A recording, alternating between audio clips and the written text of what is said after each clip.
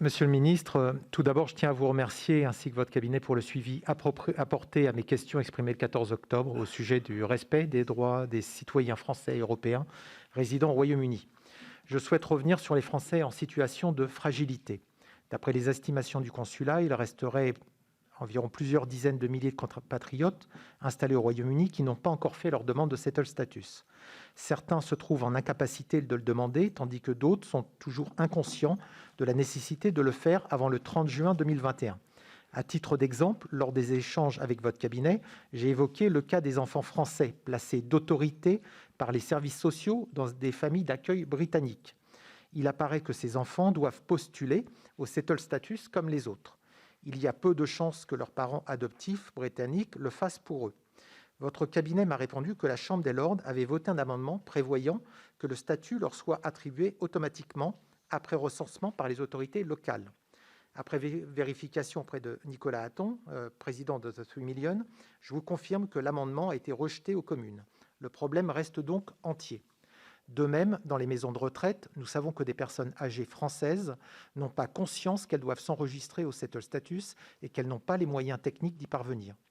Ma question est, êtes-vous sûr que le consulat de France à Londres dispose des moyens nécessaires pour lui permettre de recenser et de contacter individuellement ces Français en situation de vulnérabilité afin qu'ils ne se retrouvent pas en difficulté après le 30 juin 2021 ?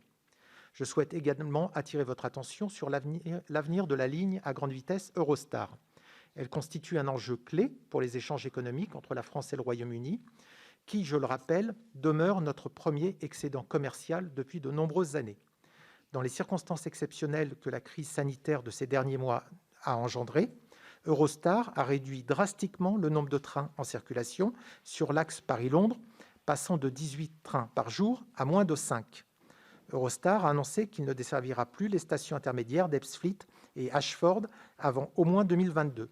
J'aimerais savoir si le gouvernement entend mener des actions auprès d'Eurostar, notamment concernant le fléchage de l'aide à la SNCF, son actionnaire majoritaire, et les mesures d'allègement de redevances défendues par la France lors des négociations européennes des derniers jours, pour veiller à la pérennité de cette liaison empruntée chaque année par plus de 10 millions de voyageurs.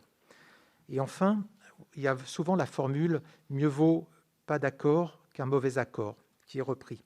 Mais il y a aussi un dicton qui dit « mieux vaut un mauvais accord qu'un bon procès ».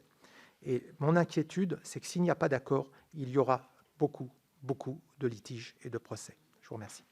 C'est important. Monsieur le sénateur Cadic, sur les questions auxquelles vous êtes sensible et sur lesquelles vous êtes mobilisé, de protection des droits de nos concitoyens ou des citoyens européens au Royaume-Uni en général, vous avez raison. L'amendement qui a été introduit à la Chambre des Lords en soi n'est pas arrivé au bout du processus législatif.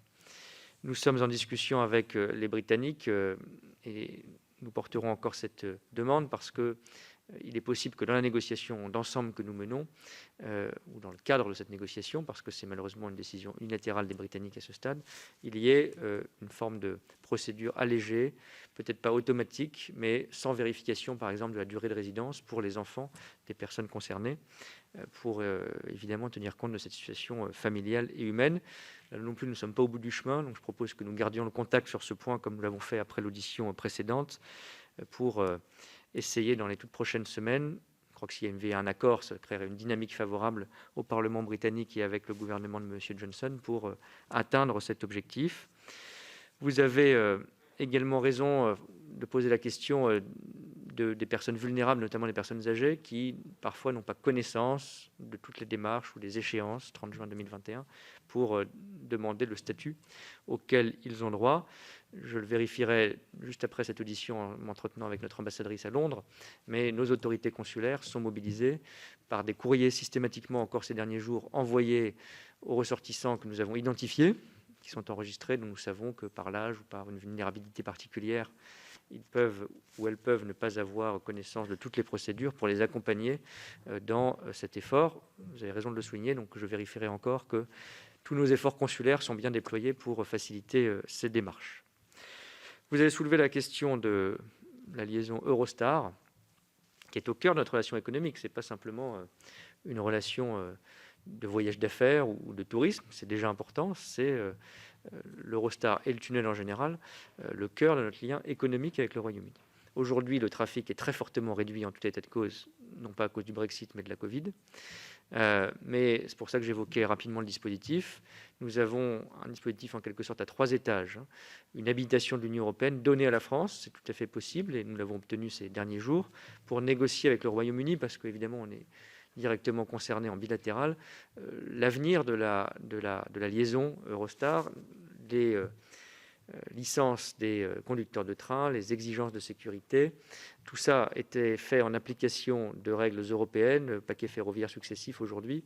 Ça ne sera plus le cas demain, peut-être, ou probablement, en tout cas, il faut s'y préparer. Donc nous avons une discussion bilatérale. Au cas où, parce qu'il faut se préparer à tout, au cas où cette discussion bilatérale n'aboutisse pas d'ici le 31 décembre, parce qu'elle est complexe et technique et longue, eh bien, nous avons aussi, par habilitation donnée par le Parlement au gouvernement, la capacité de prendre des mesures unilatérales qui devront faire l'objet de dispositions unilatérales miroirs du côté britannique pour assurer au moins pendant quelques mois, évidemment, la continuité du trafic. Pour tout vous dire, c'est un sujet qui me préoccupe. J'ai essayé de le décortiquer, de le comprendre. J'en ai parlé encore à Jean-Baptiste Djebbari ce matin. Je crois que le décret nécessaire pour ce 3e étage que je décrivais est actuellement en finalisation au secrétaire général du gouvernement pour transmission au Conseil d'État et qu'il soit en place rapidement pour avoir ce dernier filet de sécurité. Et je m'entretiendrai avec les dirigeants de Getlink en début de semaine prochaine aussi pour vérifier que toutes les autorisations de sécurité sont bien demandées et délivrées. Mais là aussi, continuons la discussion sur ce point parce qu'il est évidemment impensable, inconcevable, que nous n'ayons pas une liaison fonctionnelle, quoi qu'il arrive, au 31 décembre sur ce point précis qui est assez vital. Monsieur Cadic, vous voulez peut-être dire un mot Oui, je vais m'associer donc à vos remerciements, vous dire que nous sommes très heureux d'avoir entendu par vos propos qu'un accord était encore possible, mais rappeler que le Brexit, de toute façon, la situation serait inférieure au fait à la situation dans laquelle on aurait été s'ils étaient restés dans l'Union européenne, et que pas d'accord, ce serait le pire des accords, je pense. Donc voilà, on souhaite que la défense ne soit pas le dommage collatéral du Brexit, c'est le message que vous voulez vous faire passer, et que nous apprécions vos efforts pour défendre les intérêts des Européens et autour de notre négociateur Michel Barnier, et que nous sommes unis à vos côtés pour cette dernière ligne droite. Merci. Merci beaucoup.